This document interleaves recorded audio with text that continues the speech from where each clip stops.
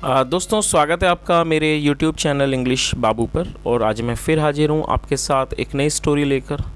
और दोस्तों आज की जो स्टोरी है ये अकबर बीरबल की सीरीज़ से ली गई है। बहुत ही इंटरेस्टिंग, बहुत ही मज़ेदार कहानी है, सुनकर आपको बहुत मज़ा आएगा।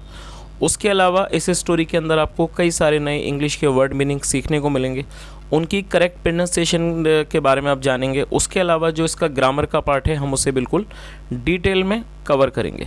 तो चलिए दोस्तों आज की इस कहानी को हम शुरू करते हैं और सबसे पहले कहानी का टाइटल देखते हैं। कहानी का टाइटल है बीरबल इज़ आ चीटर। दोस्तों चीटर एक एडजेक्टिव है, एक नाउन है जिसका मतलब होता है चालबाज या फिर धोखेबाज। तो क्या मतलब हुआ, बीरबल इज़ अ चीटर, मतलब बीरबल एक धोखेबाज है, चालबाज है। तो दोस्तों ये आज की इस कहानी का टाइटल है, शीर्षक है। और जो कहानी का टाइटल है वो अपने आप में बहुत ज़्यादा मज़ेदार टाइटल है। और जैसा मैंने आपको बताया कहानी बहुत ही इंटरेस्टिंग है, आपको सुनकर बहुत मज़ा आएगा। और मेरी आपसे रिक्वेस्ट है यदि आपको कोई नया वर्ड मिले तो आप उसे नोट भी ज़रूर करें। तो चलिए इसको शुरू करते हैं। Akbar's court was a gathering place for many talented people. क्या मतलब हुआ दोस्तों, यहाँ अकबर के बाद एपिस्ट्रॉफी एस का प्रयोग किया गया है। और एपिस्ट्रॉफी एस का मतलब होता है का के की। अकबर्स कोर्ट मतलब कि अकबर का दरबार क्या था, was a gathering place. Gathering place का मतलब होता है इकट्ठा होने का स्थान, वो एक इकट्ठा होने का स्थान था। फॉर मैनी टैलेंटेड पीपल, कई प्रतिभाशाली लोगों के लिए। तो इस पूरी लाइन का क्या मतलब हुआ कि अकबर का जो दरबार था वो कई प्रतिभाशाली लोगों के लिए इकट्ठा होने का एक स्थान था।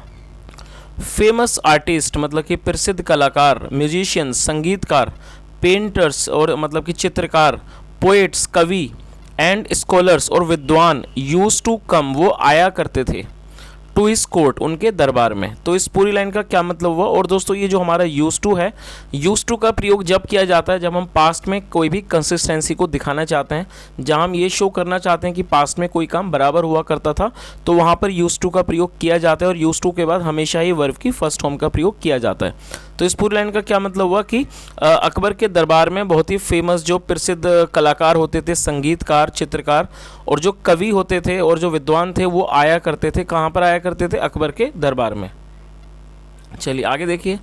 वन डे एक दिन, आ वेरी फेमस स्कॉलर मतलब कि एक बहुत विद्वान मतलब कि प्रसिद्ध जो विद्वान थे, केम वो आए, टू द कोर्ट वो दरबार में आए। और दोस्तों ये जो हमारा वाक्य है ये पास्ट इंडेफिनिट का अफर्मेटिव वाक्य है, जहाँ पर वर्ब की सेकंड फॉर्म का प्रयोग किया जाता है। तो इस लाइन का क्या मतलब हुआ कि एक दिन एक बहुत प्रसिद्ध विद्वान दरबार में आए।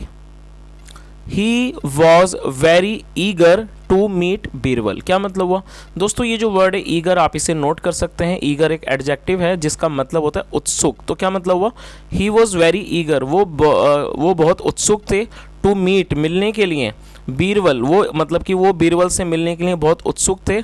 बट लेकिन he kept his wish a secret.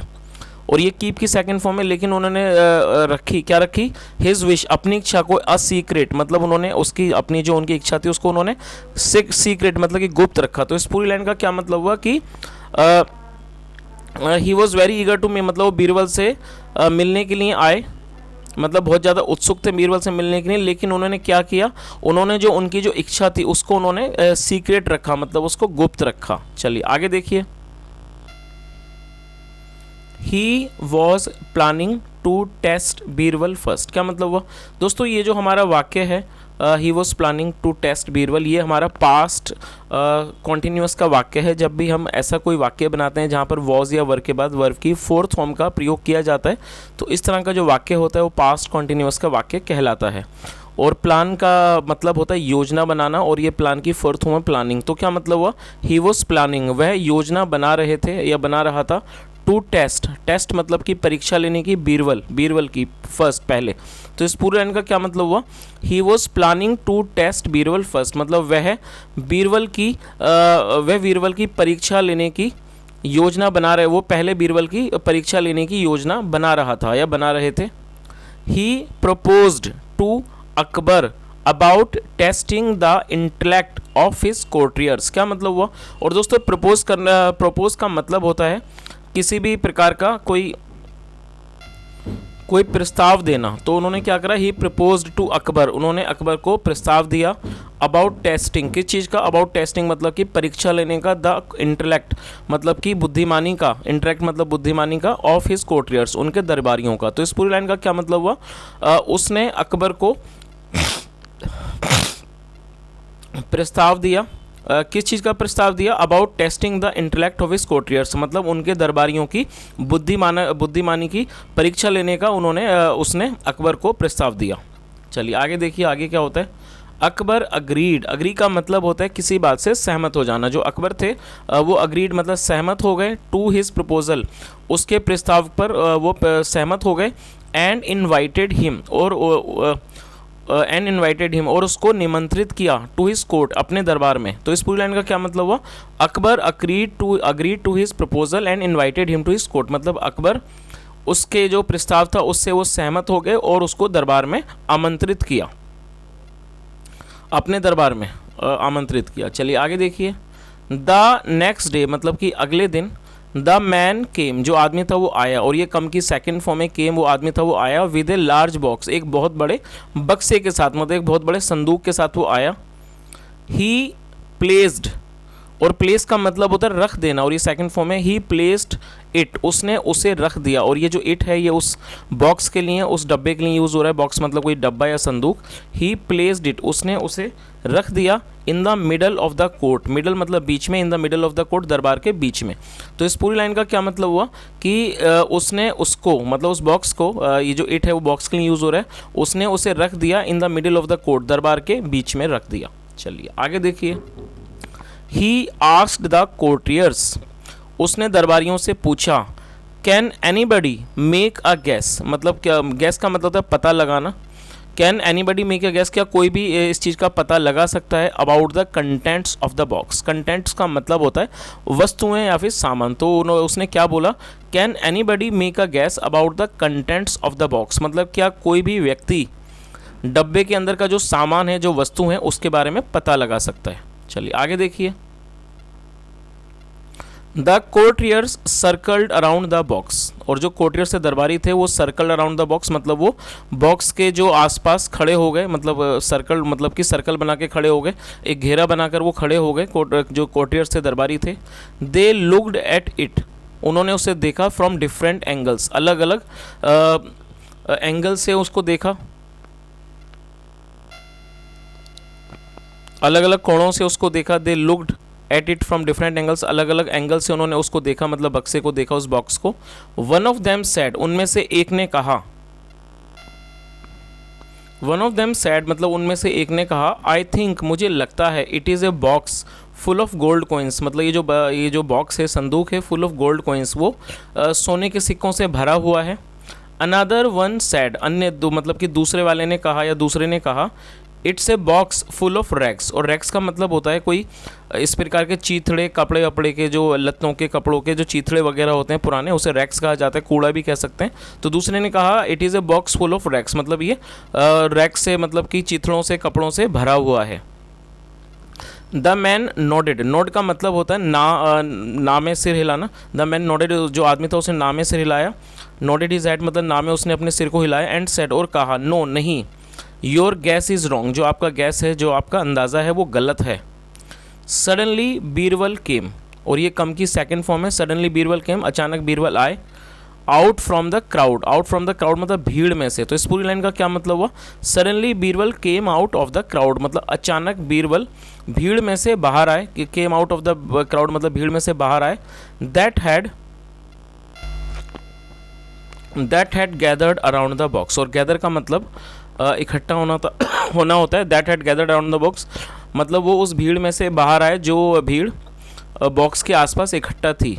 And open the box, और उन्होंने उस बॉक्स को खोल दिया, और ये ओपन की सेकंड फॉर्म है। एंड ओपन द बॉक्स, और उन्होंने उस बॉक्स को, संदूक को खोल दिया। ही lifted his head and replied, और ये लिफ्ट का मतलब होता है उठाना। ही लिफ्टेड हिज हेड, उन्होंने अपने सर को उठाया, लिफ्ट इज अपने सर को उठाया, एंड रिप्लाइड, और जवाब दिया। There is nothing in this box, मतलब there is nothing in this box मतलब इस संदूक में, इस बक्से में कुछ भी नहीं है। इट इज़ कम्प्लीटली एम्प्टी, ये पूरी तरह से खाली है। और दोस्तों एम्प्टी एडजेक्टिव है, कम्प्लीटली मतलब पूरी तरह से। इट इज़ कम्प्लीटली एम्प्टी, ये पूरी तरह से खाली है। चलिए आगे देखिए। द मैन सेड, आदमी ने कहा, सीन्स क्योंकि, यू हैव रिप्लाइड क्योंकि तुमने जवाब दिया है। और दोस्तों यहाँ पर हैव के बाद वर्ब की थर्ड फॉर्म का प्रयोग किया गया है। जब भी हैज़ हैव के बाद वर्ब की थर्ड फॉर्म का प्रयोग किया जाता है तो वो हमारा प्रेजेंट परफेक्ट का वाक्य होता है। तो ये हमारा प्रेजेंट परफेक्ट का वाक्य है। क्या मतलब हुआ? सीन्स क्योंकि, यू हैव रिप्लाइड करेक्टली क्योंकि आपने सही जवाब दिया है, ठीक से मतलब सही जवाब दिया है। Only after opening the box, only after मतलब ओपनिंग द बॉक्स मतलब सिर्फ बॉक्स को खोलने के बाद ही आपने इसका सही जवाब दिया है। I will not accept your answer, accept होता है स्वीकार करना। I will not accept your answer, मैं आपके जवाब को, मैं आपके उत्तर को स्वीकार नहीं करूंगा। तो इस पूरी लाइन का क्या मतलब हुआ? द मैन सेड, उस आदमी ने क्या कहा?